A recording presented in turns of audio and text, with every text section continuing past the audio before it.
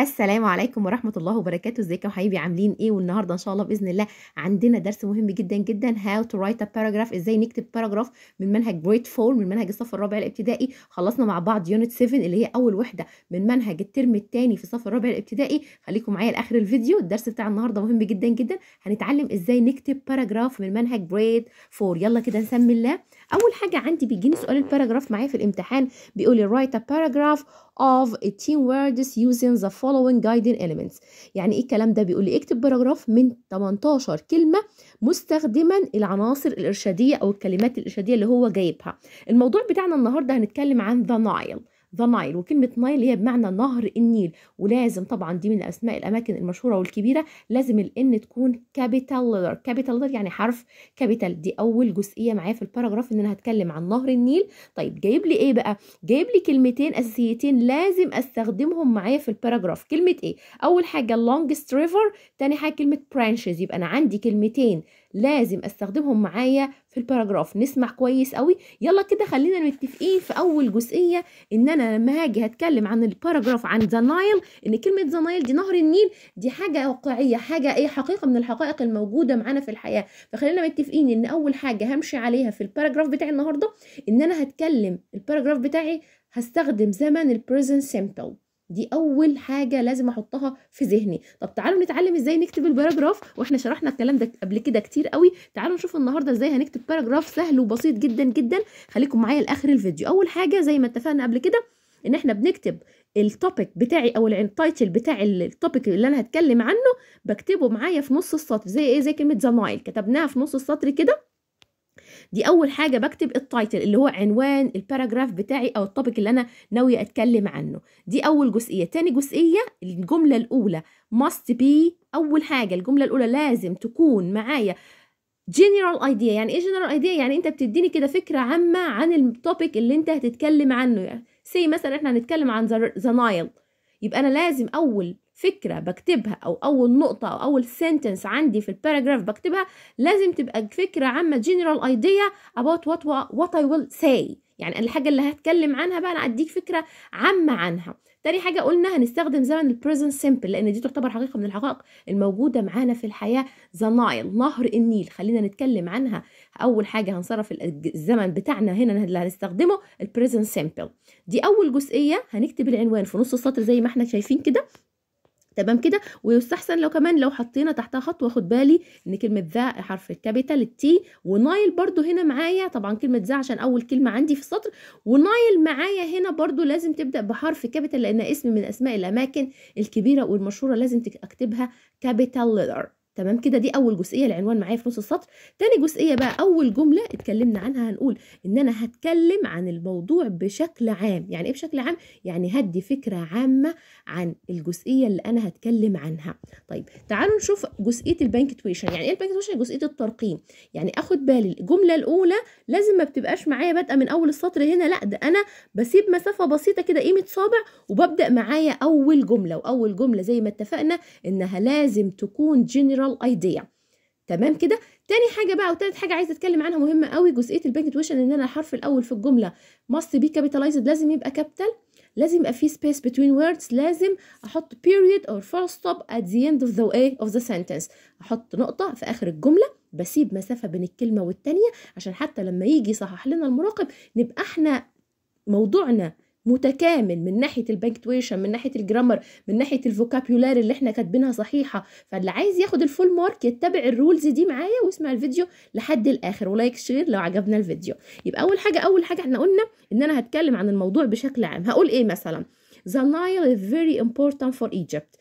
نهر النيل يعتبر هام جدا لمين؟ لمصر. The Nile طبعا واحنا متفقين ان كلمه نايل لازم تيجي معايا كابيتال لتر، والحرف الاول من الجمله لازم يبقى كابيتال. بسيب مسافه بين كل كلمه والتانيه زي ما انا سايبه كده. عايزه نتبع الرولز من ناحيه الكتابه، من ناحيه جزئيه الرولز في رايتنج لازم اكتب بشكل صحيح. هسيب مسافه بين الكلمه والتانيه. اخر الجمله هحط period او full stop اللي هي معناها نقطة في اخر الجملة وبسيب مسافة والحرف الاول كابيتال.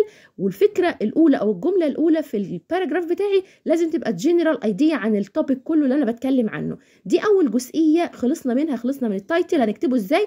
عرفنا الفيرست سنتنس هنكتبها ازاي، لازم تكون جنرال ايديا وبسيب مسافة، مش ببدأ من اول سطر، لا بسيب مسافة قيمة صابع وبسيب مسافة بين الكلمة والتانية. دي اول جزئية كانت معايا في الباراجراف. تاني حاجة بقى هبتدي اتكلم عن التوبيك بتاعي بشكل ايه اكثر تفصيلا، يعني in details، يعني باجي اتكلم بقى عن نهر النيل، بوضح نهر النيل اهميته، بنستفيد منه بايه، بناخد منه ايه. نمبر 1 احنا قلنا سنتس نمبر 1 must be general idea، لازم تكون فكره عامه. دي اول حاجه زي ما احنا كتبنا the Nile is very important for Egypt، نهر النيل هام جدا لمصر. تاني حاجه ممكن نقول ايه، احنا بنحصل على ايه، بنحصل على الماء من نهر النيل. we can get water from it to drink. we can get جمله بسيطه جدا، نحن يمكننا ان نحصل على الماء من نهر النيل لكي نشربه. we can get water from it to drink عشان بنشرب منه من نهر النيل. طب تالت جزئية بقى معايا او تالت جملة هكتبها، احنا متفقين ان هو قال لي write about 18 words، يعني عايز باراجراف من 18 كلمة. 18 كلمة يعني مش هيقلوا من 4 ل5 جمل، تمام كده. تالت جملة بقى هكتبها اقول ايه، the Nile helps the farmers grow their crops. طب نهر النيل بنستخدمه في ايه كمان وبينفع مين؟ قال لك بينفع الفلاحين ان هم بيسقوا المحاصيل بتاعتهم من خلاله. يبقى the Nile، واحنا اتفقنا ان احنا هنستخدم زمن البريزنت سيمبل اللي هو المضارع البسيط لان احنا بنتكلم عن فاكت، حاجة واقعية. the Nile helps the farmers grow their crops. واخد بالي لما اجي ابدأ سنتنس جديدة لازم الحرف الاول يبقى كابيتال، بسيب مسافة زي ما انا عاملة كده بين الكلمة والتانية، واخر الجملة بحط period. the Nile helps the farmers grow their crops. اخر الجملة لازم احط period. اجي ابدأ جملة جديدة ابدأ بحرف كابيتال. طب تعالى كده نقول ان هو قال لي لازم استخدم كلمتين اللي هي كلمة longest وكلمة branches. كلمة branches اللي هي فروع. the Nile has two branches، نهر النيل عنده فرعين. the Nile has two branches، نهر النيل عنده فرعين. there are many animals, birds and reptiles living there. وكمان في العديد من الحيوانات والطيور والزواحف اللي بتعيش فين؟ في نهر النيل. ولما اجي اذكر اشياء متعدده زي animals, birds، الحاجات دي لازم اجيب كما between each other. يعني الكلمة الأولى كلمة animals حطيت بعدها كما، ما قلتش and عشان نمنع الكلمة جزئية التكرار، فبقول ايه، بحط كما بعد animals وبعدين كما بعد birds وبعدين آخر حاجة هكتبها بقى اللي هي كلمة say مثلا انها reptiles الزواحف، اجيب قبلها كلمة and. يعني عشان ما حدش يقول لي يا مس، طب انا الاقي طلبه كتير كاتبالي في الامتحانات واحنا بنصحح، الاقي الطالب كاتب ايه there are many animals and birds and reptiles and لا، ما حدش يكرر، ممنوع حكايه ريدكشن دي، لان احنا كل شويه بنكرر حاجه، بنكرر كلمه and، لا دي مش مقبوله. فاحنا بنعمل ايه، بحط كما بين الكلمه والتانيه وباجي قبل الحاجه الاخيره اللي انا هذكرها وبحط كلمه and زي ما انا عامله كده there are many animals, birds and reptiles. يعني جبت كلمه and في الايه، في الاخر خالص قبل اخر حاجه بذكرها، ما بقولش and، بقول and. يعني اسمعوا كده البرونسيشن there are many animals, birds and reptiles، ما بتكاش قوي على حرف الدي في كلمه and.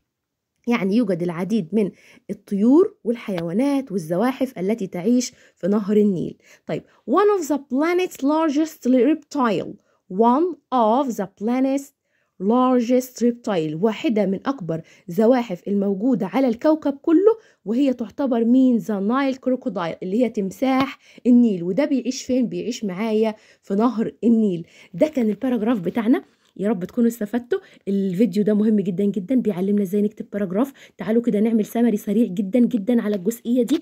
اول حاجه الباراجراف معايا بكتب التوبيك اللي هو التايتل بتاع العنوان بتاعي، بجيبه كده في نص السطر. تاني حاجه اول حاجه في الجمله لازم تكون جنرال ايديا اللي هي الفيرست سنتنس عندي، الجمله الاولى لازم تبقى فكره عامه.